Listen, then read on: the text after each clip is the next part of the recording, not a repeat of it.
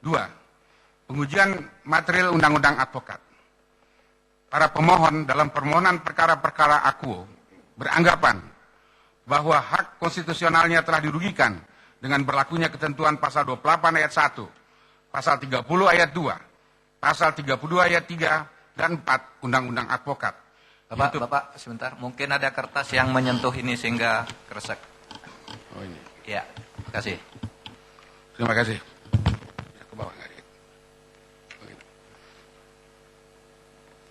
Itu pada pokoknya, para pemohon perkara-perkara akuo merasa dirugikan hak konstitusionalnya sebagaimana dijamin dalam pasal-pasal akuo Undang-Undang Dasar tahun 1945. Terhadap dalil-dalil para pemohon tersebut, DPR memberikan keterangan atas masing-masing perkara akuo sebagai berikut. 1. Persoalan yang didalilkan para pemohon perkara nomor 66, perkara nomor 71, dan perkara nomor 79, walaupun menguraikan alasan konstitusional yang berbeda, namun pada pokoknya adalah bahwa para pemohon pada intinya merasa dirugikan hak konstitusionalnya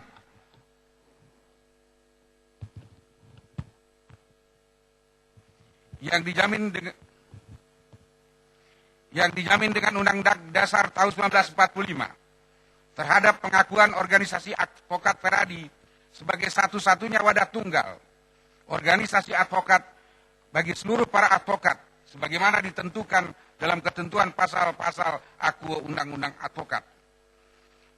Oleh karena hal ini berdampak pada ketidakpastian hukum, menghalangi untuk menjalankan profesi advokat guna memperoleh pekerjaan dan penghidupan yang layak, menghalangi kebebasan berserikat dan berkumpul, dan menimbulkan perlakuan yang tidak sama dan bersifat diskriminatif. 2. Terhadap persoalan pokok para pemohon tersebut, DPR berpandangan bahwa sebagaimana diamanatkan pasal 1 ayat 3 Undang-Undang Dasar tahun 1945, bahwa negara Indonesia adalah negara hukum, maka dalam menyelenggarakan negara dan pemerintahan, termasuk pula dalam penegakan hukum oleh penegak hukum, tentu harus sejalan dengan prinsip-prinsip negara hukum, yaitu salah satunya harus berdasarkan pada peraturan perundang-undangan sebagai hukum positif. Prinsip negara hukum menuntut adanya jaminan kesederajatan bagi setiap orang di hadapan hukum, equality before the law. Oleh karena itu, Undang-Undang Dasar tahun 1945 juga mengamanatkan bahwa setiap orang berhak atas pengakuan, jaminan, perlindungan, dan kepastian hukum yang adil, serta perlakuan yang sama di hadapan hukum. Dalam usaha mewujudkan prinsip-prinsip negara hukum, dalam kehidupan bermasyarakat dan bernegara, peran dan fungsi advokat sebagai profesi yang bebas dan mandiri dan bertanggung jawab merupakan hal yang penting di samping lembaga peradilan dan instansi penegak hukum seperti kepolisian dan kejaksaan.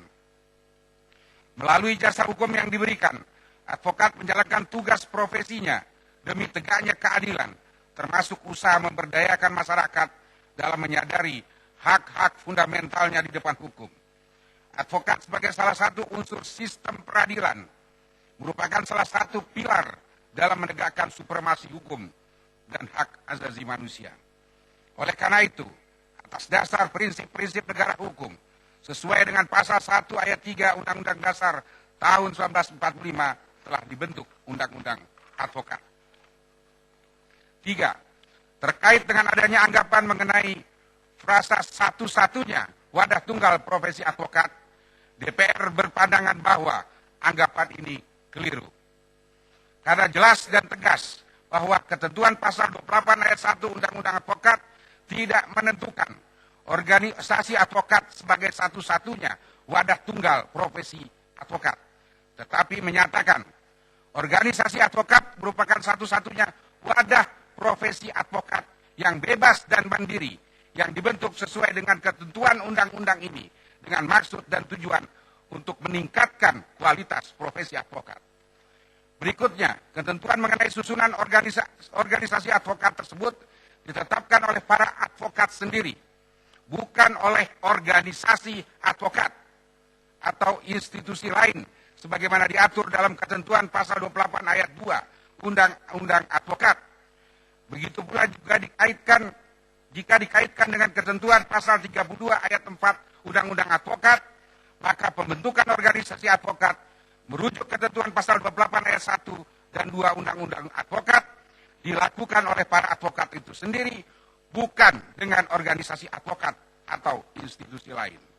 4. Atas dasar hal tersebut, organisasi advokat yang dibentuk oleh para advokat adalah merupakan wujud tanggung jawab profesi advokat yang bebas dan mandiri, sebagaimana ditentukan dalam ketentuan pasal 28 ayat 1 Undang-Undang Advokat, yang juga telah memiliki anggaran dasar dan anggaran rumah tangga.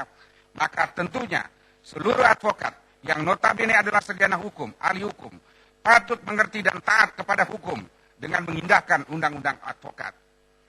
Terkait dengan berhimpunnya advokat dalam satu wadah organisasi profesi advokat adalah untuk meningkatkan kualitas profesi advokat, di mana organisasi advokat sebagaimana diatur dalam ketentuan pasal 29 ayat 1 Undang-Undang Advokat menetapkan dan menjalankan kode etik profesi advokat bagi para anggotanya.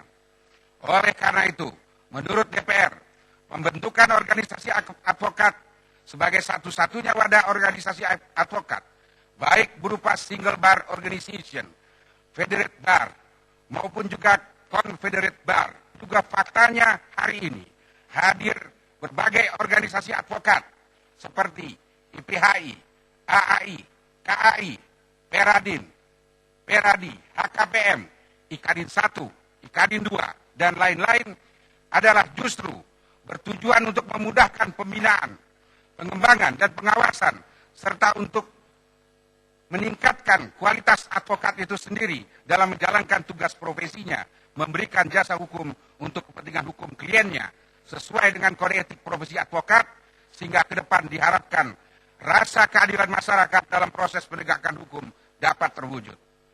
5.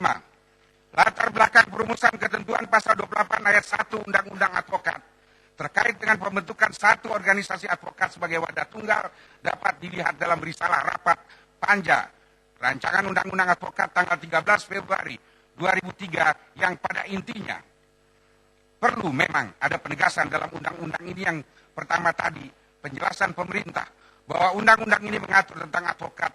Jadi itu intinya. Organisasi adalah bagian dari undang-undang ini tentunya. Oleh karena itu, saya langsung masuk pada usul perumusan saja, biar lebih tegas. Ayat 1 advokat. Kita mulai saja dari advokat. Karena undang-undang yang mengatur advokat membentuk satu organisasi advokat. Lanjutnya, para advokat membentuk satu organisasi advokat yang bebas dan mandiri sesuai dengan ketentuan undang-undang dengan maksud dan tujuan meningkatkan kualitas profesi advokat yang namanya ditentukan sendiri oleh para advokat. Merujuk teori kedaulatan, yang berdaulat itu para advokat, bukan organisasinya. Terkait dengan pendapat 6, terkait dengan terdapatnya konflik perpecahan dalam internal organisasi advokat antara Peradi dan KAI yang berakibat timbulnya kerugian konstitusional para pemohon sebagaimana yang didalilkan dalam permohonan perkara akuo, menurut DPR bahwa sesungguhnya yang terjadi adalah adanya perbedaan pandangan mengenai satu-satunya wadah tunggal organisasi advokat dalam Undang-Undang Advokat, yang sebenarnya tidak perlu terjadi perbedaan pandangan hingga menimbulkan konflik dan perpecahan di antara para advokat. Karena jika mencermati ketentuan pasal 28 ayat 1 Undang-Undang Advokat yang telah kami uraikan adalah bahwa ketentuan pasal 8 ayat 1 tidak menentukan satu-satunya wadah tunggal organisasi advokat, tetapi satu-satunya wadah. Yang mana organisasi advokat ini dibentuk oleh para advokat itu sendiri, bukan oleh organisasi advokat sebagaimana dinyatakan dalam ketentuan pasal 28 ayat 2 Undang-Undang Advokat. Surat Ketua Mahkamah Agung nomor 089 tanggal 25 Juni 2010 yang menyatakan para ketua pengadilan tinggi dapat mengambil sumpah para advokat yang belum disumpah, yang telah memenuhi syarat dengan ketentuan bahwa usul penyumpahan tersebut diajukan oleh pengurus Peradi sesuai dengan jiwa kesepakatan tanggal 24 Juni 2010. Menurut DPR, keliru isi dari surat Ketua Mahkamah Agung tersebut. karena harus dikaitkan dengan ketentuan pasal 4 ayat 1 Undang-Undang Advokat, bahwa para advokat yang telah memenuhi persyaratan yang ditentukan dalam ketentuan pasal 2 dan pasal 3 Undang-Undang Advokat, para advokat wajib bersumpah di sidang terbuka pengadilan tinggi di wilayah domisili hukumnya. Karenanya, pengadilan tinggi berkewajiban hukum untuk melakukan sumpah terhadap para advokat tanpa melihat para advokat berasal dari organisasi advokat manapun di mana para advokat bernaung. Dengan demikian, menurut Undang-Undang Advokat sudah jelas dan tegas, pemberian sumpah kepada para advokat wajib dilakukan oleh pengadilan tinggi. 8. Persoalan ini sebenarnya semata-mata hanya berkaitan dengan teknis pelaksanaan Undang-Undang Advokat, bukanlah persoalan konstitusionalitas suatu norma. 10. Bahwa beberapa anggota DPR segera akan mengajukan legislative review terhadap Undang-Undang Advokat. Majelis Hakim Mahkamah Konstitusi yang mulia, bahwa berdasarkan dalil-dalil tersebut, DPR berpandangan bahwa ketentuan pasal 28 ayat 1, pasal 30 ayat 2, pasal 32 ayat 3 dan 4 Undang-Undang Advokat tidak bertentangan dengan pasal 27 ayat 2, pasal 28, pasal 28C ayat 1 dan 2, pasal 28D ayat 1 dan 2, pasal 28E ayat 3, pasal 28H ayat 1 dan 2, pasal 28I ayat 2, pasal 28J ayat 1, dan pasal 36A Undang-Undang Dasar tahun 1945. Bahwa berdasarkan pada pandangan DPR tersebut, DPR memohon kiranya Majelis Hakim Konstitusi memberikan amar putusan sebagai berikut, menyerahkan pada putusan Majelis Hakim Mahkamah Konstitusi. Demikianlah keterangan tertulis DPR ini kami sampaikan sebagai bahan pertimbangan Hakim Mahkamah Konstitusi untuk mengambil keputusan. Assalamualaikum warahmatullahi wabarakatuh.